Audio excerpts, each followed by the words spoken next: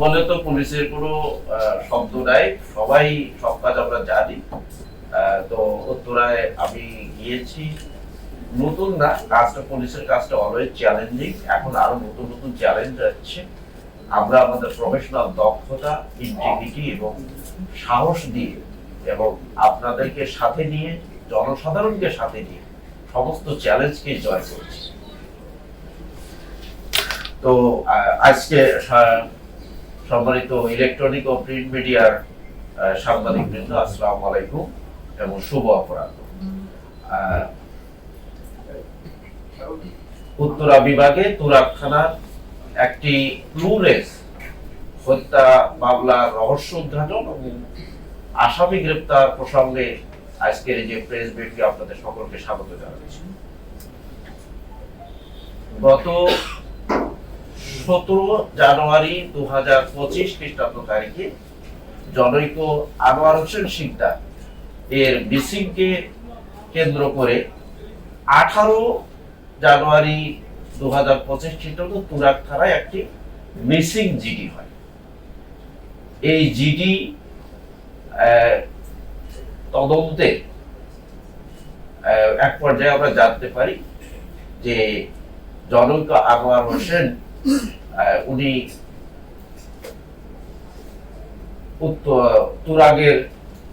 তুরাগের metro গোল চত্বর সংলগ্ন যে ডেস্কো অফিস রয়েছে, সেই ডেস্কো অফিসের পূর্ব পাশে রায়দা বাসের যে ডিপো, সেখানে তিনি হত্যা হয়েছে এবং তার এই হত্যাকাণ্ডে জড়িত ছিল সেখানকার যে রায়দা বাসের ড্রাইভার, হেল্পার এবং ওখানকার যারা নাইট গার্ড ছিল। তো এই যে জিডি তদন্তের ধারাবাহিকতায় আমরা জানতে পারি যে জনৈক আনোয়ার হোসেন তিনি উত্তরা 7 নম্বর সেক্টরে 26 নম্বর রোডে 14 নম্বর বাসায় থাকতেন। তিনি, তার বাড়ি হচ্ছে ওই বরিশাল সদরে। তিনি ঘটনার দিন অর্থাৎ 17 জানুয়ারি 2025 খ্রিস্টাব্দ সকালে 9টার দিকে তিনি বাসা থেকে বেরিয়ে আসেন।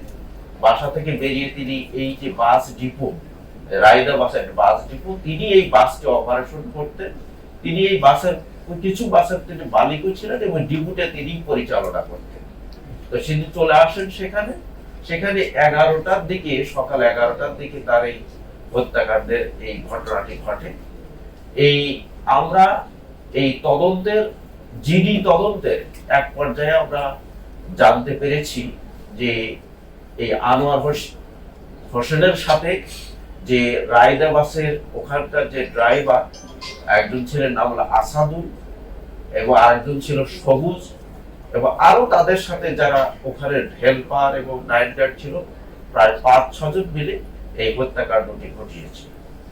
আমরা এই জিডি তদন্তের ধারাবাহিকতায় আমরা বিভিন্ন সময় অপারেশন চালিয়েছি, বিভিন্ন যখন যে তথ্য পেয়েছি সেই তথ্যকে আমরা অনুসরণ করে আমরা এই রহস্যটি, তার মিসিং রহস্যটি উদ্ঘাটন করার চেষ্টা করেছি। বিভিন্ন সময় আমরা বিভিন্ন জায়গায় অপারেশন করেছি। শেষ পর্যায়ে গত 25 মে 2025 খ্রিস্টাব্দ তারিখে আমরা জানতে পারি যে এই হত্যাকাণ্ডে যারা জড়িত ছিল আসাদুলের সাথে আপনার সাথে ছিল আপনার সাজ্জাদ, তার সাথে ছিল সবুজ, তার সাথে ছিল আপনার শাকিল, তার সাথে ছিল আপনার কালাম এবং আসাদুলের একজন ভাইদের নাম আমরা নামটা জানতে পারিনি। আমরা অপারেশন চালিয়ে আশুলিয়া এবং সাভার এলাকা থেকে আমরা 3 জনকে গ্রেপ্তার করি। 3 জনকে গ্রেপ্তার করে একজনের নাম হচ্ছে আবুল কালাম নামে পরিচিত, একজনের নাম হচ্ছে শাকিল, একজনের হচ্ছে সবুজ। এরা রায়দা বাসের ড্রাইভার, হেল্পার এবং নাইট গার্ডও গিয়েও ওখানে করেছে। তাদেরকে ব্যাপক জিজ্ঞাসাবাদে আমরা জানতে পেরেছি তারা এই হত্যার সাথে জড়িত। তারা স্বীকার করেছে নিজেদেরকে জড়িত করে, নিজেদের দোষ স্বীকার করে যে তারা এই আনোয়ার হোসেনকে হত্যা করেছে। তারা জানিয়েছে আমাদের যে এই হত্যায় মূল পরিকল্পনাকারী হচ্ছে আসাদুল এবং সবুজ, এবং আসাদুল এখানে মেইন ভূমিকাটা পালন করেছে। তো এই ঘটনাটি ঘটেছে কিভাবে আমরা তাদেরকে জিজ্ঞাসাবাদে জানতে পেরেছি যে ঘটনাটি ঘটেছে যে জনৈক আনোয়ার হোসেন তিনি এই রায়দা বাসকে ক্রয় বিক্রয় এবং অর্থ দেনা পাওনা নিয়ে তাদের মধ্যে বিরোধ হয়। জনৈক আনোয়ার হোসেন একটি বাস আসাদুলের কাছে বিক্রি করে 18 লক্ষ টাকা, এই প্রতি মাসে 50,000 করে টাকা দেওয়ার কিস্তিতে, কিন্তু এভাবে আসাদুল প্রায় 12 লক্ষ টাকা পরিশোধ করেছে। শেষ পর্যায়ে এসে জনৈক আনোয়ার হোসেন যিনি হত্যাকাণ্ডের শিকার হয়েছে, আনোয়ার হোসেন শিকদার, তিনি একটা ডেডলাইন দিয়েছেন যে 17ই জানুয়ারি 2025 তাকে টাকা দিয়ে দিতে হবে, বাকি টাকা বাসে। যদি না দিতে পারে তাহলে তার বাসটি সে দিয়ে দিবে এবং তার যে আগে 12 লক্ষ টাকা দেওয়া আছে এই 12 লক্ষ টাকা ফরফিট হয়ে যাবে। এটি আরেকটা ইস্যু হচ্ছে যে সবুজ নামে যে ওখানে আরেকজন নাইট গার্ড ছিল এবং সে বাসও চালাইতো, সেও 2.5 লক্ষ টাকা ইয়ার কাছ থেকে আনোয়ার হোসেনের কাছ থেকে ধার নিয়েছিল। ধার নিলে সে ওই সুদ দিতে ইন্টারেস্ট দিতে সেও বলেছে যে 14 লক্ষ টাকা আমি দিয়ে দিয়েছি তাকে, কিন্তু আমার আর এই 2.5 লক্ষ টাকার আর দেনা শেষ হয় না। সে কারণ তারও ওইটা কথা ছিল যে এই টাকাটা দেওয়ার জন্য তাকে খুব প্রেশার পেয়েছে। এই সব কারণে তো এই আসাদুল, সবুজ এবং তাদের যে আসাদুলের সাথে যে আপনার সাজ্জাদ, তার একজন ভাগ্নে, তারপরে হচ্ছে শাকিল, কালাম, সকলে মিলে তারা এই হত্যাকাণ্ডটি ঘটায় এবং তারা 17ই জানুয়ারি 2025 খ্রিস্টাব্দে সকাল 11টার দিকে প্রথমে তাকে ওই যে রায়দা বাসের যে ডিপো তার ব্যাক সাইডে দিয়ে তাকে প্রথম ওই লোহার পাইপ দিয়ে তাকে বাড়ি মারে মাথায়, তারপরে ধারালো ছুরি দিয়ে তার গলায় ছুরি চালিয়ে তাকে হত্যা করে তাকে সেখানে ডিপোর উত্তর সাইডে কাশবন রয়েছে, ওই কাশবনের মধ্যে তাকে ত্রিপল দিয়ে ঢেকে রাখে এবং রাত প্রায় 12টার পরে তারা ওখানে যে টিনের বেড়া, এই বাস ডিপোর উত্তর সাইডে টিনের বেড়া রয়েছে, ওখানে একটা ঝোপঝাড় কলার বাগান রয়েছে, বেশি বড় না, সেখানে তারা মাটি করে তাকে মাটি চাপা দিয়ে রাখে তার এই আপনার সাক্ষ্য প্রমাণ রূপায়ণের উদ্দেশ্যে। তো আমরা গতকাল যখন এই 3জনকে 25 তারিখ রাতে যখন 3জনকে অপারেশন চালিয়ে আমরা গ্রেপ্তার করার পর তাদের জিজ্ঞাসাবাদ করি, জিজ্ঞাসাবাদে তারা পরে যে তাদের দেখানো মতে আমরা এই মাটি খুঁড়ে লাশ উত্তোলন করি।